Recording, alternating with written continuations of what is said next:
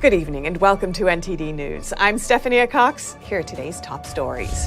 President Biden confirming more classified papers found in his garage, and the Justice Department announcing new action. We have the latest. The attorney for the main suspect in the murders of 4 Idaho students today said she needs more time to review the evidence. It's possible prosecutors will pursue the death penalty.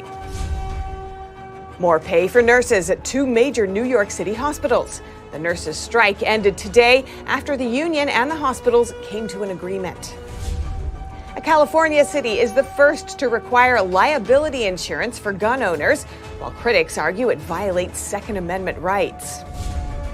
And January 6th committee lawmakers are reportedly offering to help Brazil.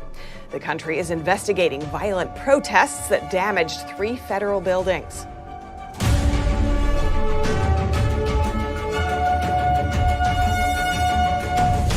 Countering the Chinese Communist Party. That's one area of agreement between most Republicans and Democrats.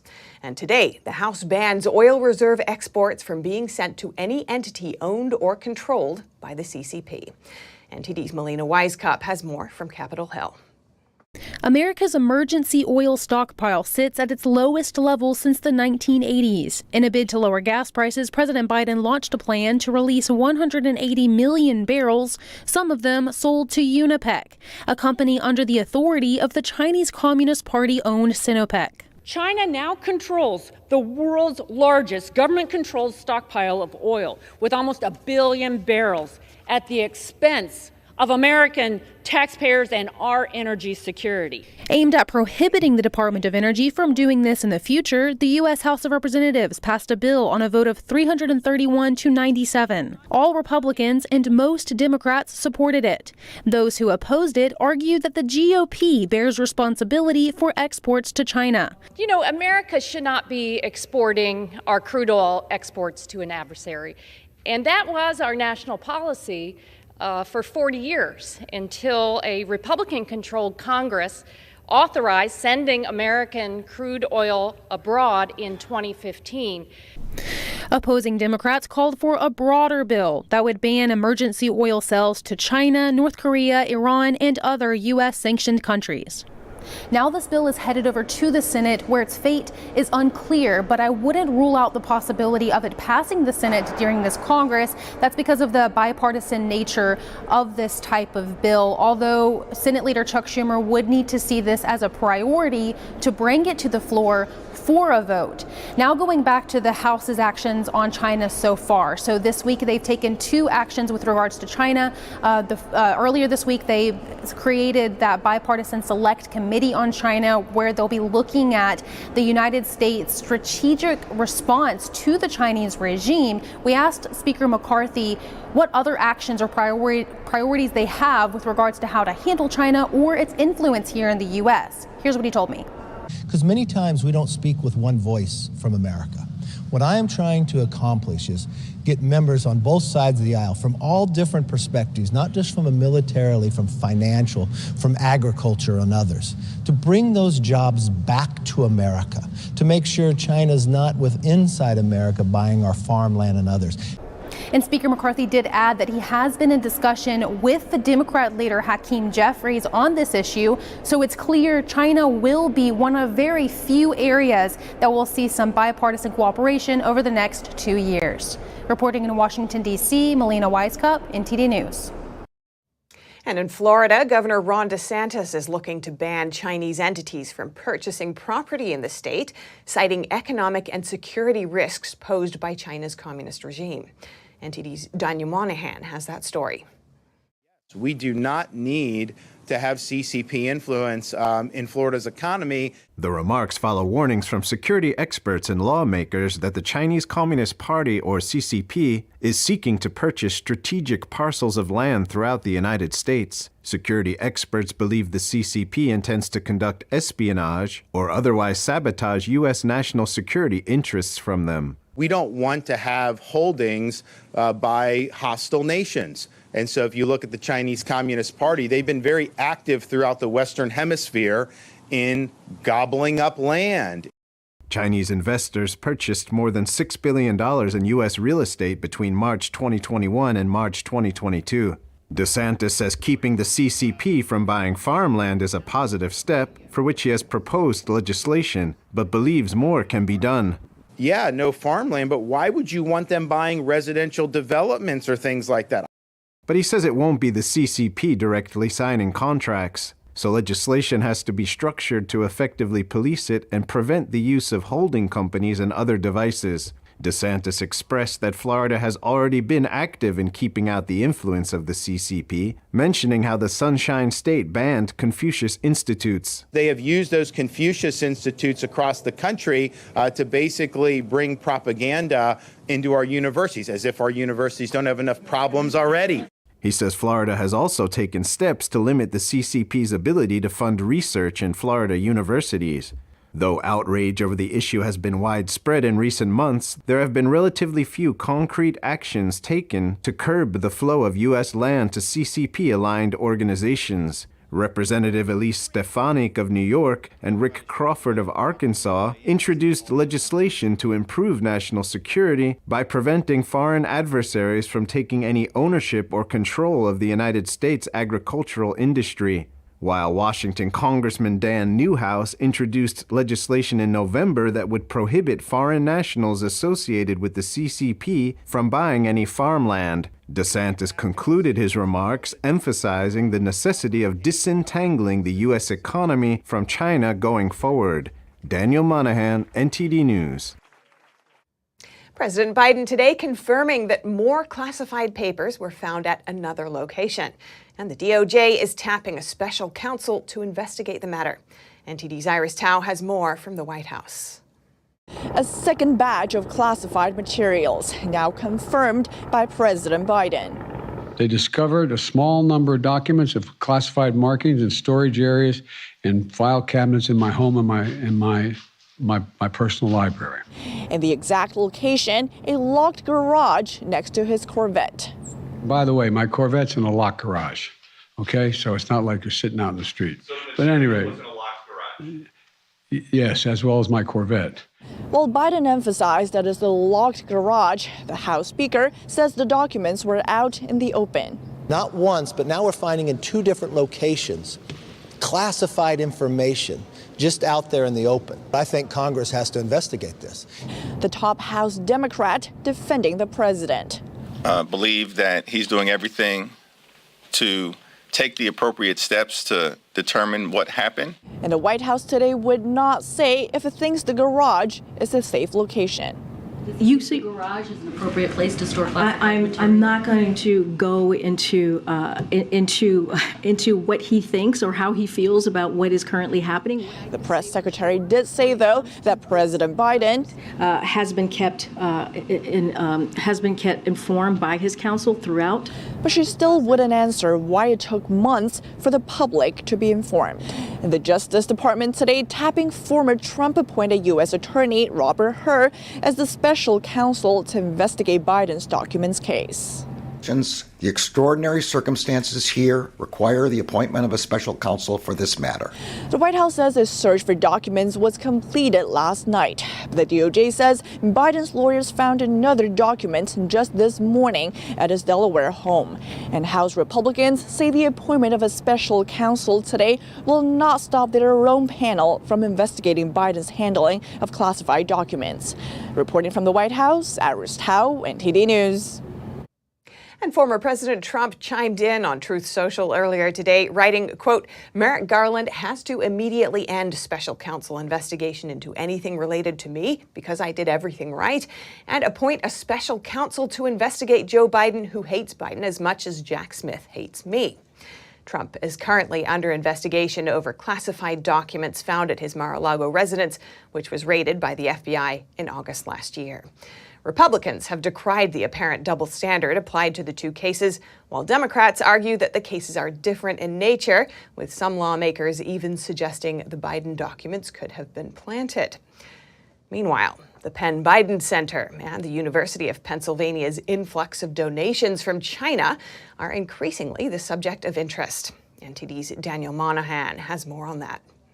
At the heart of Biden's classified documents scandal is the Penn Biden Center. Questions abound regarding Chinese donations to the University of Pennsylvania. It received nearly $80 million in gifts and contracts from China between 2014 and 2020. And the Washington Free Beacon reports that foreign donations tripled in the 2 years following the Biden Center opening in 2017, with most of those funds coming from China. A Penn spokesperson says that Penn is fully compliant with federal law regarding the reporting of foreign gifts and contracts. Meanwhile, Hunter Biden apparently discussed the center by email before its launch. In 2016, creative artist agency agent Craig Gehring sent an email to Hunter Biden with, quote, confidential notes from their meeting. Gehring listed apparent plans that were discussed for Biden after leaving office. One of those plans included wealth creation with no additional explanation, while another included an apparent reference to the Penn Biden Center with a possible job opportunity for Hunter. According to Lindsey Graham, there could be a silver lining to the whole affair for Donald Trump. The idea of prosecuting President Trump for mishandling classified information after this has gone down dramatically. Meanwhile, Representative Jamie Raskin says the Biden administration has done everything right upon finding these documents were in the wrong place. Daniel Monahan, NTD News. Turning now to the case of the 4 murdered Idaho students. Today, the main suspect returned to court. Prosecutors in the case say they may pursue the death penalty. Brian Kohberger's attorney waived the right to a speedy preliminary hearing, which would have taken place within 14 days. She reportedly did so in order to have more time to review the evidence. Kohberger has not yet entered a plea. He's also waiting to learn whether prosecutors will pursue the death penalty. If he pleads not guilty, the case will begin working toward a trial. If he pleads guilty, a sentencing hearing will be set. His next major court appearance will be at a preliminary hearing in June. And in New York City, thousands of nurses are back at work today after a 3-day strike. The union reached an agreement with the hospitals. 2 New York City hospitals have reached a contract agreement with thousands of striking nurses. This ends this week's walkout, which disrupted patient care. The union representing the nurses is celebrating the outcome. And what this strike has shown is that when we fight, we win. The union says the main problem is that hospitals are understaffed. Nurses who worked during the peak of the pandemic say they had to work overtime, handle twice as many patients as they should, and skipped meals and even bathroom breaks. To mitigate that, the deal includes new patient-nurse ratio requirements. New York Governor Kathy Hochul commented on Thursday's agreement, saying, as we enter the 3-year contract, they'll receive a well-deserved 19% pay increase here. Also, better benefits, higher wages for those with higher education, and again, a working environment that allows them to focus on patient care. The union also praises the new agreement. This historic contract delivers respect for our nurses and our patients. According to the union, the average starting salary for one of its nurses statewide is currently about $50 an hour. Reporting by Ariane Pazdar, NTD News. Turning now to California, and a silver lining to the deadly storms that have killed 18 people so far. Extreme drought conditions that had affected large parts of the state have been downgraded nearly everywhere.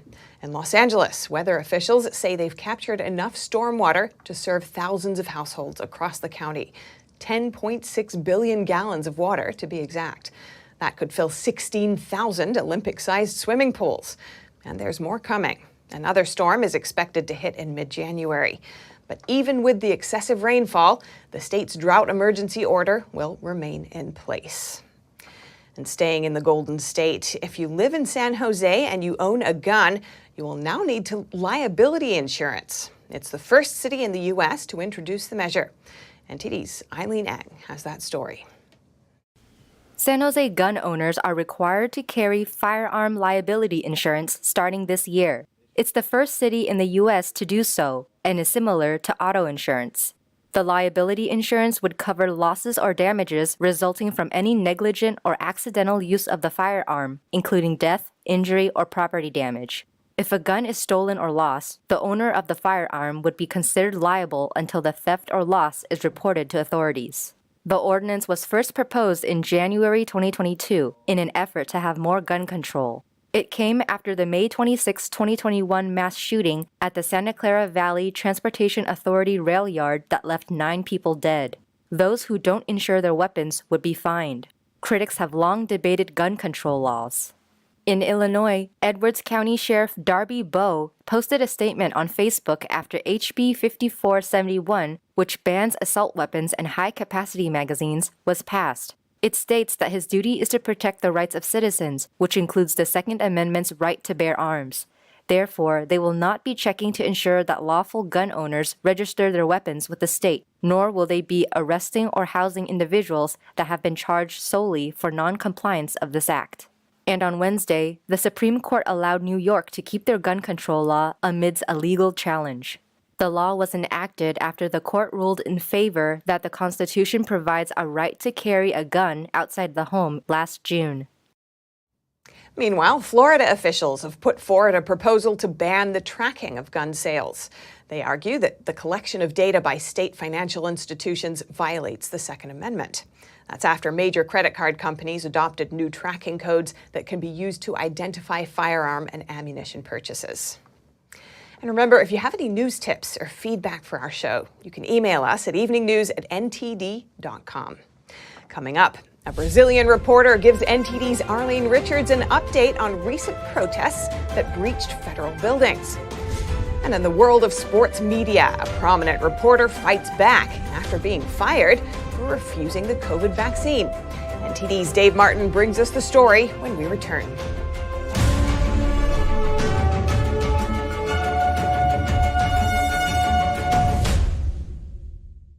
It's just clear as day. The media, whether it's broadcast, cable, or print media, has become extremely biased. And I started looking online for alternative ways to get information. And I saw an ad for a free trial. And I looked at it and I said, Epoch Times. I mean, come on, this is end of days type of stuff. I mean, what are they going to be talking about here? And I said, well, it's a free trial. Let me dig in. Is it giving me both sides? Is it giving me an objective point of view here? I have looked for opportunities to see where they might be biased, and I don't find it. It has given me a level of trust in media that I didn't think I'd ever get back. I love the Epoch Times because it has renewed my faith in the idea that a reliable, responsible, non-biased source of information is available. And I can say that I love it because of that.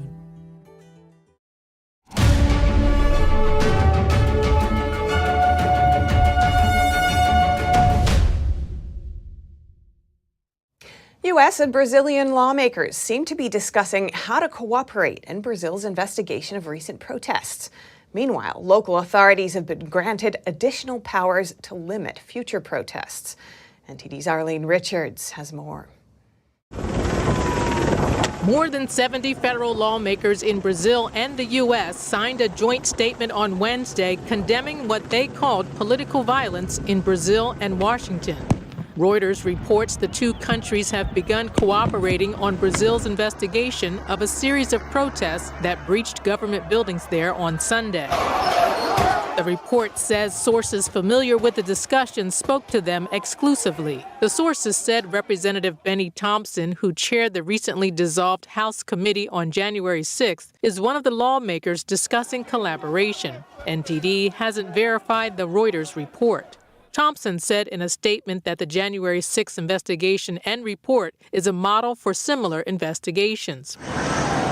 A source close to Brazil's Senate president told Reuters that a member of the U.S. Embassy in Brazil was interested in sharing information from the investigation of former President Trump's supporters. The January 6th committee concluded in a more than 800-page report that Trump was responsible for the Capitol breach. Brazilian journalist Marcos Chagas told NTD a key difference between the two incidents is that Trump was still president and in Washington during January 6th, but former President Jair Bolsonaro was absent when the protests happened in Brazil. What do you think the Brazilian lawmakers are going to do in their investigation? Well, I don't have to try to figure out that they'll try to point a finger at Bolsonaro. They already have. They are going to try to portray their opposition as extremists and radicals. He said lawmakers will try to disenfranchise right-wing voters for the next 4 years. Secretary of State Antony Blinken said on Wednesday that Washington hadn't received any specific requests from Brazil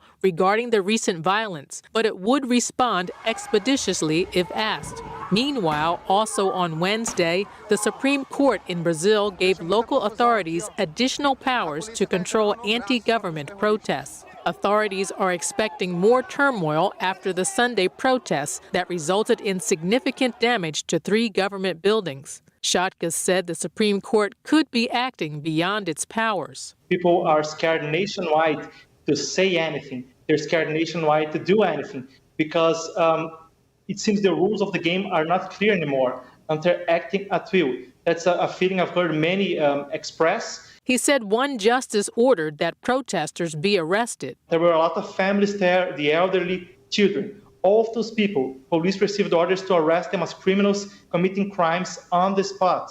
Arlene Richards, NTD News.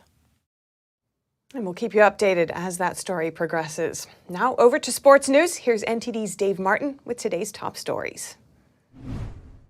Thank you, Steph. Welcome back. Former ESPN reporter Allison Williams is suing ESPN and Disney because of their COVID-19 vaccine mandate. She and former producer Beth Faber allege the companies violated their religious freedom rights. The 38-year-old Williams said in the suit that she was undergoing in vitro fertilization and was concerned about the unknown effects the vaccine could have on a fetus. She noted that she was unable to get a doctor's note for support because she lived in California, where medical licenses were threatened if doctors provided a medical exemption. She also said that as a Christian, her religious beliefs prohibited her from getting vaxxed.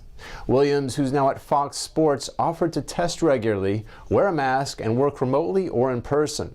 Her requests were denied, and she was fired in October of 2021. And in NFL news, the league is announcing that Atlanta will be the site for a potential Bills-Chiefs AFC Championship matchup should both teams advance.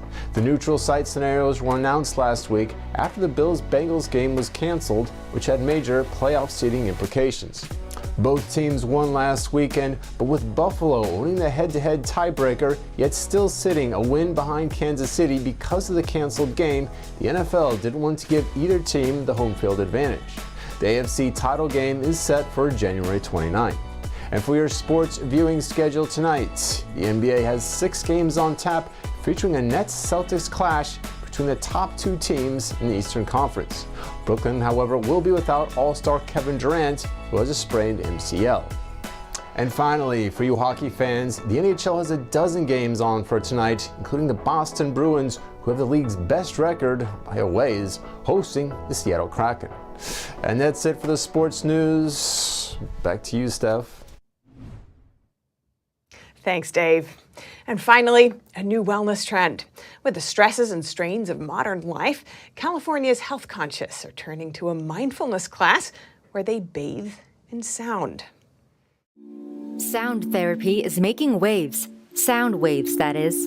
This meditative body-mind practice has gained in popularity and is now one of the hottest classes in California's booming wellness industry.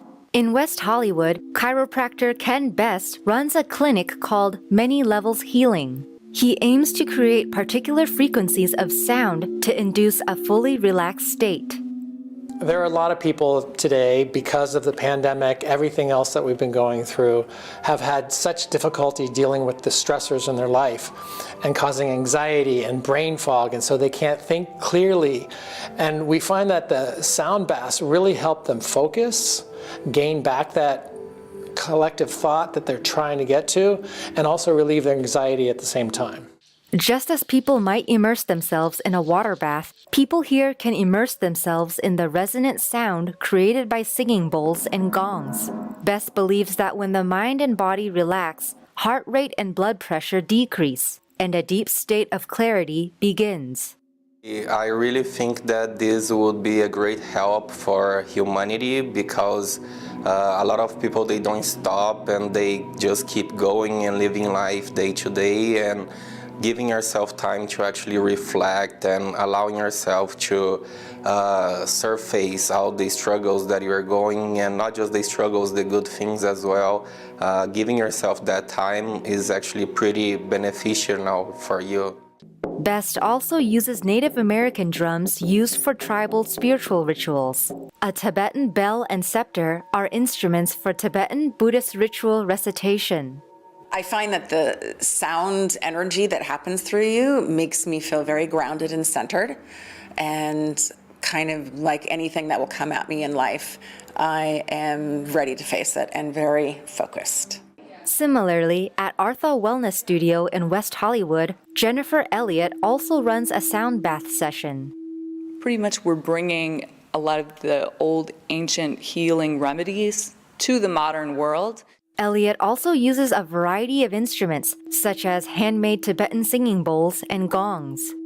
Sound therapy in my body really feels like this deep tissue massage in every single area of my body, especially my heart space.